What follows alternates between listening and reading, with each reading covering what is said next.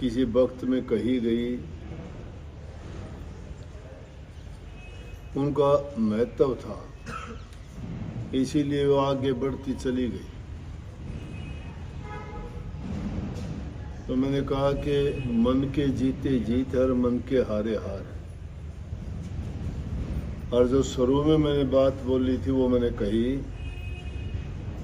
कि हिम्मत करे इंसान तो क्या हो नहीं सकता, वो कौन सी मंजिल है जिसे पा नहीं सकता।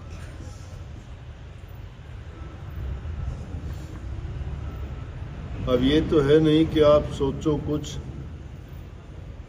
और सोचने के बाद मेहनत करो नहीं, हाथ पैर हिलाओ नहीं और फिर दोष देना शुरू कर दो कि हमने तो प्रयास खूब किया था।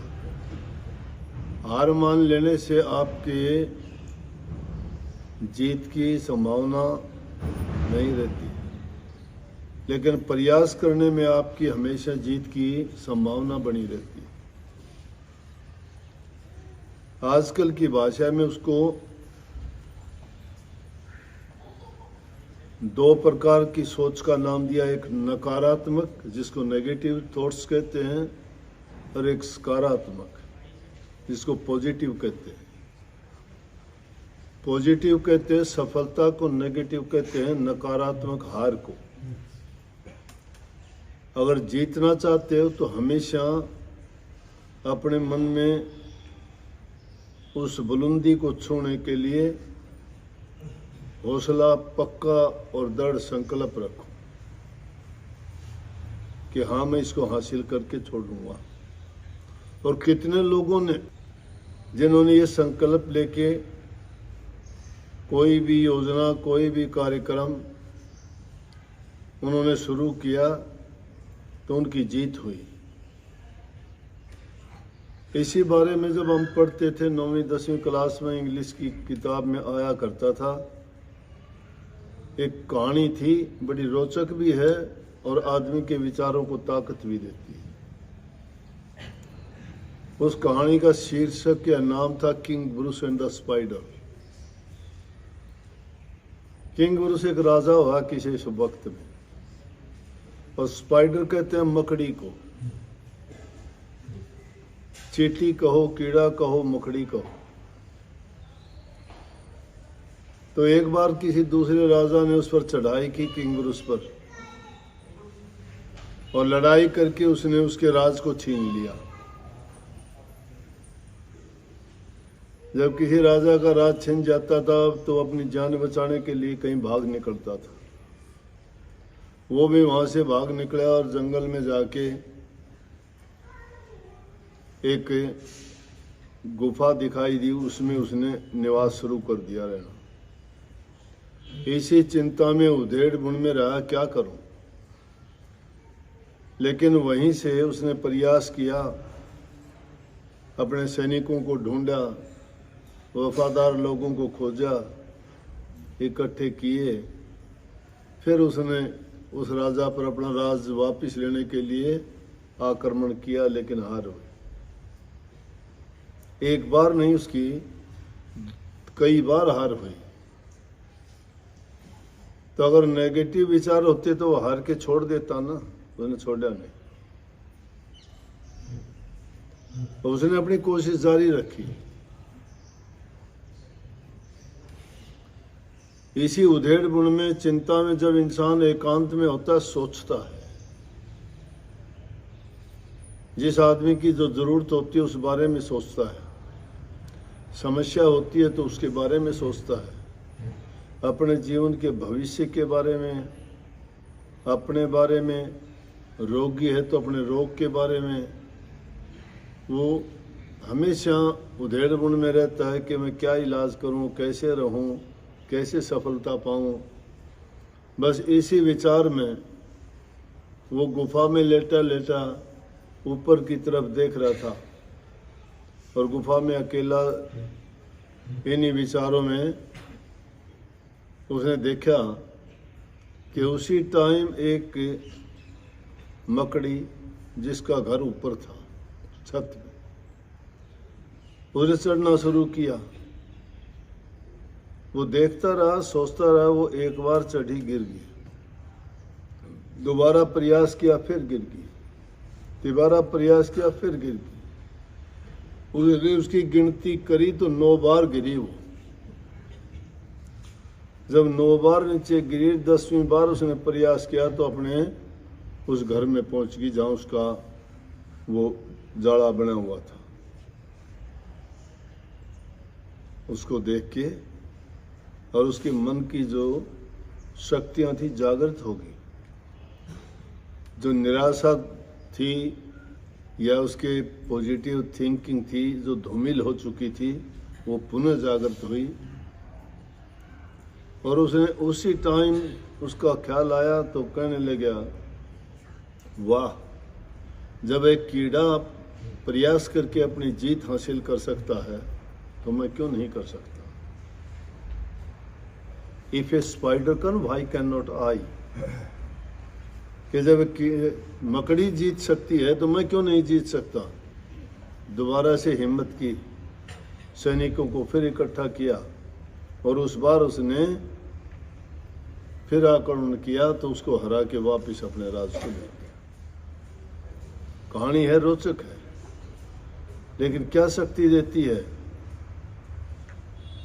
जो अपने जीवन में इस प्रकार की सोच रखते हैं, आजकल क्या देखते हैं, ये माताओं में ज़्यादा है, लेकिन काफ़ी आदमी भी ऐसे आते हैं।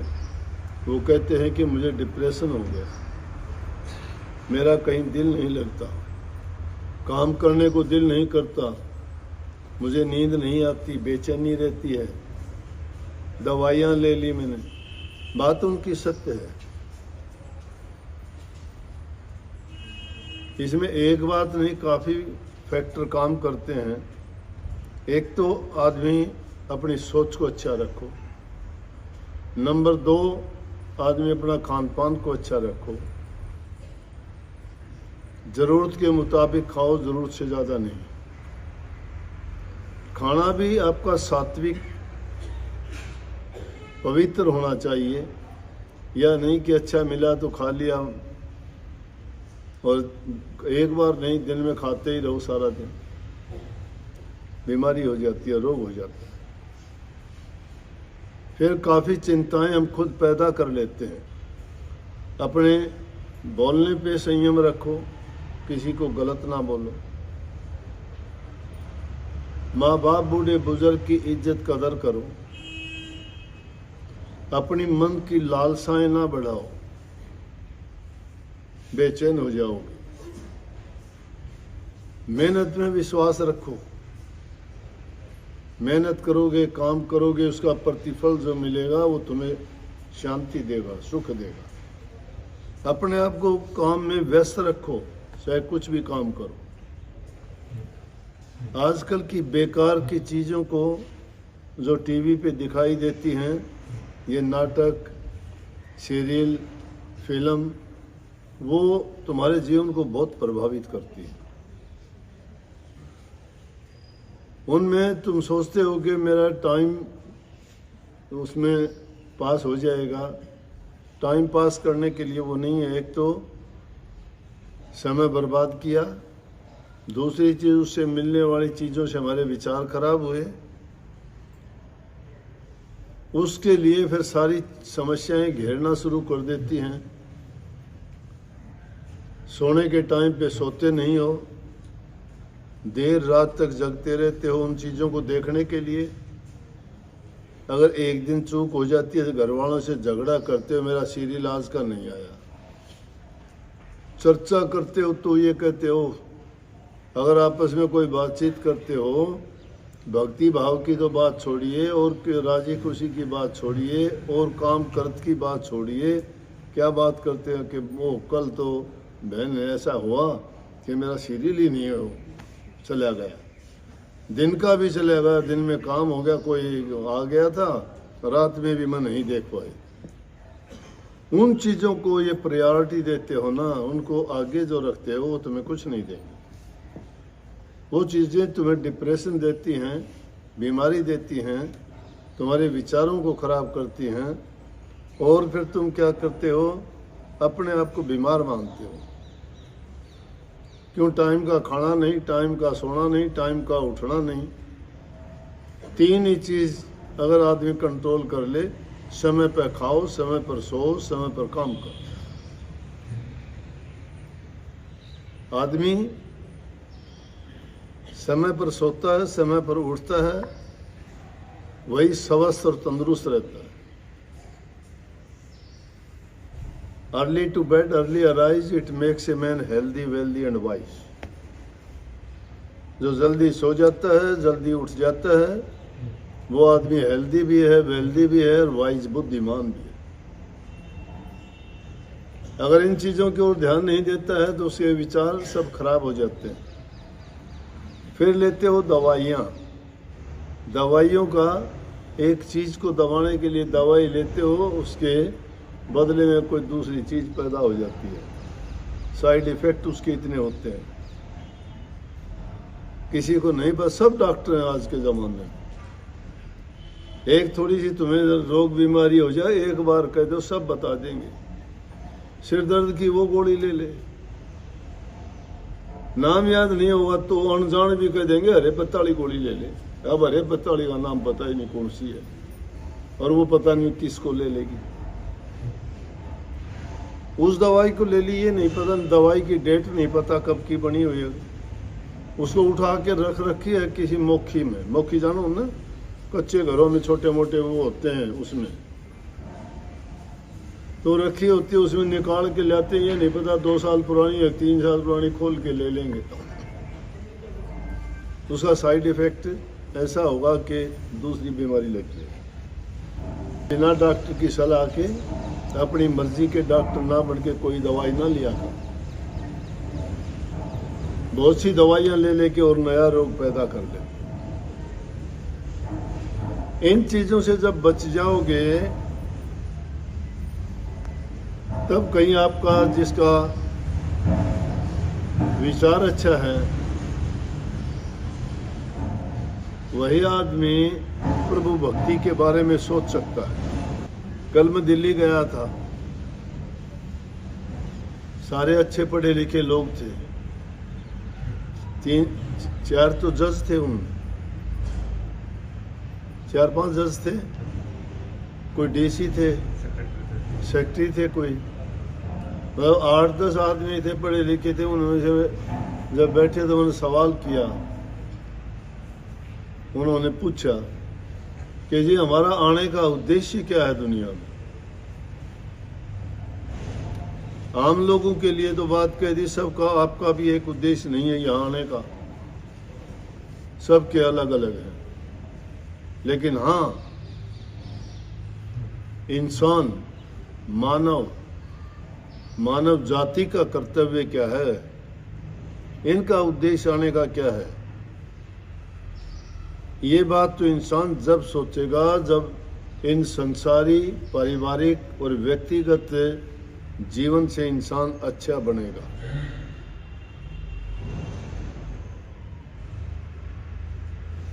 शास्त्रों में है कि पहला सुख निरोगी काया, शरीर हमारा स्वस्थ हो।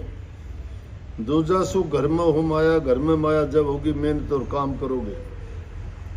तीसरा सुख सुलक्षणी नारी, स्त्री घर में अच्छी होनी चाहिए, अच्छे विचारों वाली, क्योंकि परिवार, घर माताओं से चलता है। ये माताएं जिनको चाहे उनको वैसा ही बना सकती है। अगर अच्छे विचारों वाली और गुणवान हैं तो आपको वो गुणवान बना देंगी।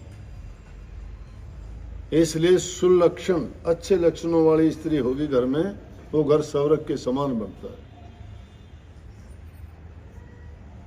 तो ये सुख तो है आदमी का। पहली चीज, इंसानी जीवन चरित्र ऊंचा होना चाहिए। जिस इंसान का चरित्र ऊंचा नहीं है, लालची है, स्वार्थी है, निंदक है, कपटी है, धोखेबाज है, छड़िया है। स्वामी जी महाराज ने कही है कि कपटी जानवर, स्वार्थी जो इंसान है, उनको नेक धुन नहीं मिलेगी। धुन का कोई मतलब भी नहीं है। तो पहली चीज आती है कि इंसान का चरित्र ऊंचा हो, घर में शांति हो, विचार अच्छे हों, वही इंसान का उद्देश्य क्या बन जाता है, वो सोचता है इंसान के जीवन के बारे में। इस स्वार्थ की दुनिया में इंसान के पास कितना भी कुछ भी हो जाओ, लेकिन उसकी लालसा नहीं बढ़ती। नेक काम के लिए कुछ आदमी करना नहीं चाहता, न धन से करना चाहता है, न तन से करना चाहता है, न मन से करना चाहता है। जिस इंसान के पास जो चीज है वो उससे कर सकता है। मान लिया तुम्हारे पास धन नहीं है तो तुम तन से सेवा कर सकते हो। मान लेंगे तन भी आपका तंदुरुस्त नहीं है, आप अपना काम ही नहीं कर सकते, तो धन होगा, धन से कर सकते हो, लेकिन नहीं कर सकते। क्यों नहीं कर सकते? कि वो हमारा ख्याल ही नहीं। हम तो सोचते हैं, कबीर साहब की बात है कि सोचे थे कि खाएंगे पिएंगे मस्त मौज मस्ती मनाएंगे, लेकिन सब जाते वक्त धरा धराया रह गया, संग कुछ नहीं रहा। इंसान बता भी नहीं पाया कहाँ रखा है, किसको दिया था, क्या किया है। इसलिए अगर कोई पुण्य में पैसा लगाता है, इंसान धर्म में लगाता है, परहित और परोपकार में लगाता है, दुखी और जरूरतमंद की सहायता करता है, वो दिया हुआ दान, वो दिया हुआ पैसा, वो उसका किया हुआ पुण्य उसके बुरे वक्त में उसकी सहायता करता है। शास्त्रों का लेख है कि दान के देने से आदमी के रोग दूर होते हैं, पाप कर्म कटते हैं, उसके विचार शुद्ध होते हैं। जिसको तुम सुख देते हो उसको पाके वो आदमी आशीष देता है आपको। मांगने का किसी को शौक नहीं है, लेकिन जरूरतमंद अगर हाथ फैला के मांगता है तो देना चाहिए। जिस इंसान की देने की आदत होती है वो देता है, और जिसको लेने की आदत पड़ जाती है ना, उसकी लालसा नहीं बढ़ती, उसका हाथ ऐसा ही रहता है। कबीर साहब ने कही, मांगन से मरना भला मत कोई मांगो भीख। मांगने से मरना भला है। जो आदमी अपनी मेहनत पे यकीन नहीं करता, खुद कमा के नहीं खा सकता, उस आदमी की नीयत खोटी हो जाती है। तो मैंने उनको कहा कि हर इंसान का यूं तो जीवन में आने का उद्देश्य अलग अलग है। यहाँ भी आप एक उद्देश्य से नहीं आए, सबका अलग है। कोई रोग बीमारी के लिए आया है, कोई लड़के के लिए आया है, कोई नौकरी के लिए आया है, कोई अपने और दूसरी ख्वाहिश लेके आया है कि मेरा ये काम हो जाए, कोई ब्याह शादी के लिए आया है। क्यों दुनिया में जब आए हैं तो अनेकों ख्वाहिश हैं, एक नहीं है। परंतु मनुष्य जाति की ख्वाहिश एक ही होनी चाहिए थी कि प्रभु ने इंसान को ये इंसान का चोला इसलिए दिया कि इस चोले में आके गुरु की शरण लेता, नंबर 1। और दूसरी योनि में गुरु नहीं मिलता। गुरु की शरण लेके प्रभु की भक्ति करता अपने जीवन को सफल बनाने के लिए। नहीं तो जन्मों से भटकती हुई रूह ये 84 लाख योनियों में गई आई, जन्मी मरी, अनेकों रिश्ते जुड़े, कर्म करे खोटे मंदे, कर्म की गठड़ी सिर पे ढोई, अनेकों जन्म भोगते भोगते ये इंसान का चोला मिला।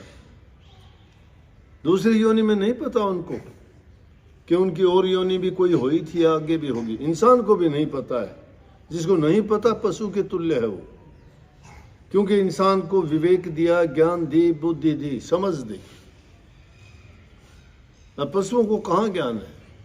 पशुओं को ज्ञान होता तो वो भी अपना खोज, उनमें गुरु नहीं मिलता। गुरु इंसान की योनि में मिलता है। गुरु क्यों? प्रभु की आज्ञा के बिना कोई नहीं आता। वो इन जीवों को रास्ता दिखाने के लिए, यही बात समझाने के लिए प्रकट होते हैं कि इन जीवों को ये समझाएं कि तेरा जन्म इंसान का इसलिए हुआ कि तू भक्ति करके अब इस जन्म मरण के चक्कर से छुटकारा पा। अनेकों जन्म लिए हैं। ये तन तुमने दुर्लभ पाया, कोटि जन्म जब भटका खाया। या को अब व्यर्था मत खोओ, छिन छिन चेतो भक्ति कमाओ। भक्ति करो तो गुरु की करना, भक्ति करो तो गुरु की करना। मार्ग शब्द गुरु से लेना, शब्द मार्गी गुरु न होवे, तो झूठी गुरुआई लेवे। गुरु की भक्ति क्या है? गुरु की आज्ञा का पालन करना, गुरु की शिक्षा को मान के उस पर चलना। गुरु की शिक्षा क्या है? तुम्हारे जीवन को अच्छा, सच्चा, पवित्र बनाने की। तुम्हें दुनिया में रहते हुए तो अच्छा जीवन खुशी से जीने के लिए, और साथ साथ वह भक्ति कमाने के लिए है, नाम की कमाई करने के लिए, ताकि आप नाम की कमाई करके इस जीवन के भार को उतार के अपने कर्मों के वजन को यहाँ भक्ति करके उससे उज्जवल हो जाओ, उससे उऋण हो जाओ, कर्ज को उतार के और अपने निज देश में पहुंच जाओ। गुरु की भक्ति यही है। और गुरु की भक्ति क्या है? गुरु को जरूरत नहीं, गुरु आपको सहज में देता है, उसके बदले में लेता नहीं कुछ भी। और किसी का कोई जीवन अगर बचा दे तो वो कुछ भी ले ले उससे, सब कुछ उसके लिए न्यौछावर कर देगा। लेकिन गुरु वो चीज देता है जो दुनिया के इस बाजार में कहीं कुछ नहीं मिलता। तो गुरु की दुकान किस चीज की है? भक्ति की दुकान है, और भक्ति और कहीं नहीं मिलती। इसलिए गुरु जब पूरा मिल जाता है तो उस शिष्य का जीवन सफल हो जाता है। परंतु जो कपटी लोग होते हैं, वो चाहे गुरु के पास जाओ चाहे ना जाओ, वो फिर भी नुगरे। नुगरा कौन है? जो गुरु की आज्ञा का नहीं मानता। दिए के नीचे अंधेरा क्यों कहते हैं? दिए के नीचे अंधेरा इसीलिए होता है, गुरु से ज्ञान लेके भी जिस इंसान का सुधार नहीं हुआ तो वो क्या है? पशु तुल्य है। वो इंसान की चमड़ी तो जरूर है, उनकी शकल भी इंसान की है, लेकिन कर्म तो पशु वाले हैं उनके, ना समझी के हैं, बेवकूफी के हैं, अज्ञान के हैं। निरर्थक है उसका जीवन, कोई अर्थ नहीं है उसके जीवन का। अरे क्या है? किसी चीज को पाके बड़े बन गए क्या? छज्जू भगत ने छोटी सी बात कह दी, गौर करते नहीं। दुनिया में घूम लिया, फिर लिया, किले महल देखे, राजे महाराजाओं के पास भी गया। उन्होंने कहा कितना उनको, लेकिन उन्होंने तो एक उन सब की बात बोनी कर दी। आके अपनी उस कुटिया में आकर मस्ती से जब भजन भक्ति और भाव का, भजन भाव का जो समय मिलता, उसमें बैठ के कहने लगे, जो सुख छज्जू दे चुबारे, ना बलख ना बुखारे। कि दुनिया में घूम के देख लिया, जो मेरी कुटिया में मुझे आनंद आता वो नहीं आता। इंसान मेरा मेरी करता है, 3.5 हाथ की जमीन मिलेगी मुश्किल से, और वो जगह भी नहीं रहती। मरोगे तो राख इतनी सी बनेगी, वो भी उड़ जाएगी। क्या बनेगा इस शरीर का? क्या है अंतिम उद्देश्य इसका? हमारे से पहले कितने आए, क्या करके चले गए? जिन्होंने भक्ति रूपी नाम कमाए, उनके नाम है आज दादू का, पलटू का, कबीर का, नानक का, सहजो का, कर्माबाई का, कितने ऐसे नाम हैं। क्या था उनके पास? दौलत थी? नहीं। महल थे उनके? नहीं। कुटिया भी नहीं थी। रोटी भी कोई दे देता तो खा लेते।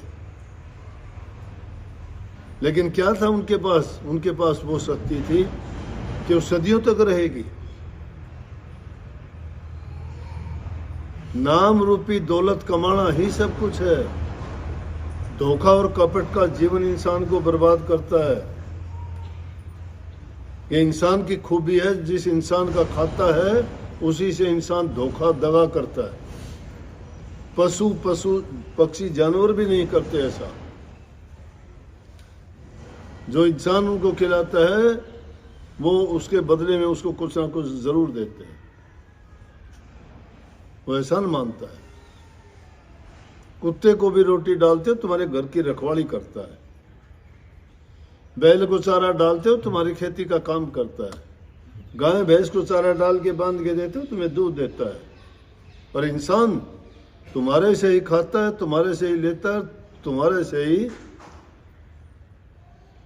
क्या करता है, नमक हरामी करता है। तो वो इंसान की चालाकी, भक्ति है उसकी, है भक्ति तो है लेकिन धोखे की, कपट की। इंसानों में पहचान करना मुश्किल है, वही इंसान देवता भी है और उसके पास में ही राक्षस भी बैठा हुआ है जिसके शुद्ध विचार नहीं है, जो मुद्दे घड़े की तरह बैठे रहते हैं। मुद्दे घड़े पे कितनी बारिश की बूंदें पड़े, क्या पानी इकट्ठा हुआ उसमें कभी? मुंह को खोल के रखो। संतों की वाणी जीव को भ्रमों से निकाल के उसके जीवन को पवित्र शुद्ध बना देती है, लेकिन हमारा हृदय कपट से कभी शुद्ध हुआ ही नहीं, कपट भरा हुआ है, कपटियों में रहते हैं, धोखेबाजों में रहते हैं। जैसी संगति इंसान करता है वैसा ही बनता है। दिल में जब ये बातें रहेंगी तो उसके पास कुछ भी नहीं है। जीवन में अगर सुखी जीवन जीना चाहते हो, अपने विचारों को शुद्ध और पवित्र रखो, अपने हृदय को साफ रखो। कोई तुम्हारा एहसान कर देता है, उसका एहसान को ना भूलो, याद रखो। किसी का कर्ज लेके मत रहो, चाहे वो किसी प्रकार का भी, उस कर्ज को उतारो, नहीं तो कर्ज देना पड़ेगा। दुनिया का नियम है कि अगर तुमने किसी से लिया है वो कर्ज देना ही देना पड़ेगा, किसी न किसी रूप में आके। और सब चीजों की मुख्य चीजें हैं, इन चीजों को छोड़ के अपना मन भक्ति में लगाओ, प्रभु में लगाओ। उसमें कपट नहीं, धोखा नहीं, उसमें कभी कमी नहीं आती।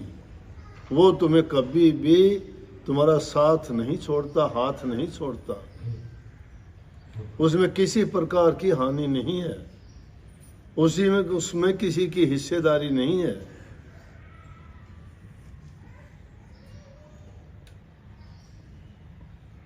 ध्रुव की माँ ने ध्रुव को यही तो कही थी। ध्रुव अपनी माँ से कहने लगा, माता तू रानी है कि तू गोली है, कि मुझे पकड़ के राजा की गोद से उठा के फेंक दिया? बोला बेटा मैं रानी नहीं हूं। तो बोला कि ऐसा सलूक क्यों होता है, तुम्हें तो राजा की रानी, मैं भी तो तेरा पुत्र हूं, वो मेरा पिता है, मैं भी तो गोद में बैठ सकता हूं। कहने लगी बेटा मैंने परमात्मा को भुला दिया था, इसलिए मुझे सजा मिली है। ये